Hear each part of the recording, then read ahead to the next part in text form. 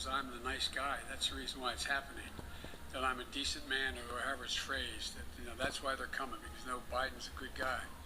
Truth of the matter is, nothing has changed. As many people came, 28% increase in children to the border in my administration, 31% in the last year in 2019 before the pandemic in the Trump administration.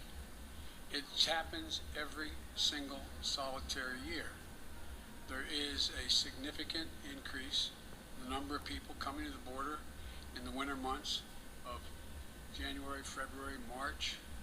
It happens every year.